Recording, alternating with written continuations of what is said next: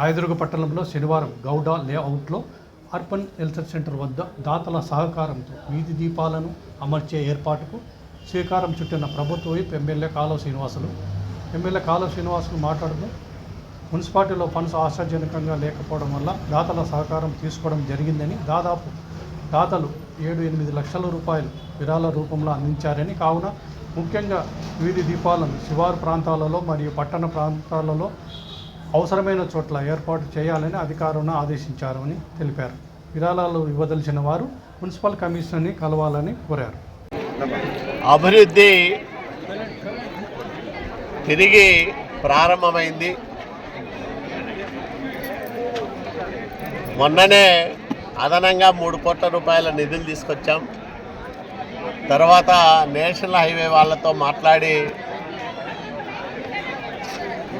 పూర్తిగా పక్కన పెట్టిన పైతోట పైప్ లైన్ ప్రతిపాదనలను మళ్ళా వాళ్ళతో ఆమోదం ముద్ర వేయించి 83 లక్షల రూపాయలు నిధులు మంజూరు చేయించి నిన్ననే పనులు ప్రారంభం చేశాం.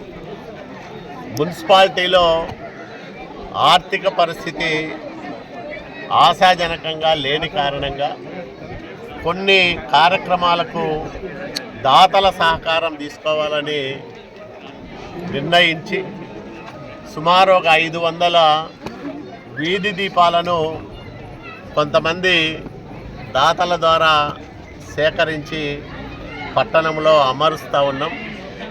ఈరోజు పట్టణ శివార్లలో ఉన్న గౌడ లేఅవుట్లో ఈ కార్యక్రమాన్ని ప్రారంభం చేశాం. ప్రధానంగా శివారు కాలనీల్లో ఈ వీధి దీపాలను ఏర్పాటు చేయమని నేను అధికారులకు చెప్పడం జరిగింది. ఎక్కడైతే చాలా అవసరం ఉందో అక్కడ వీటిని ఏర్పాటు చేయమని చెప్పాం. సుమారు 7.5-8 లక్షల రూపాయలు ఈ విరాళాల రూపంలో అందిన ఈ వీధి దీపాలను పట్టణంలో అవసరమైన ప్రాంతాల్లో అమరుస్తూ ఉన్నాం.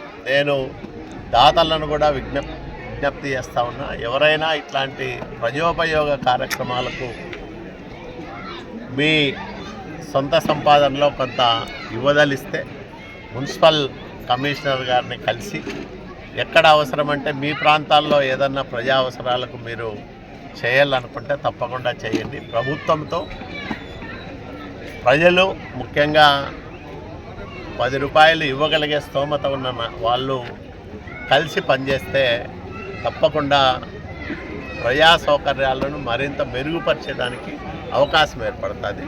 ఈ సందర్భంగా దాతలకు కూడా నేను విజ్ఞప్తి చేస్తాను. ఓకే.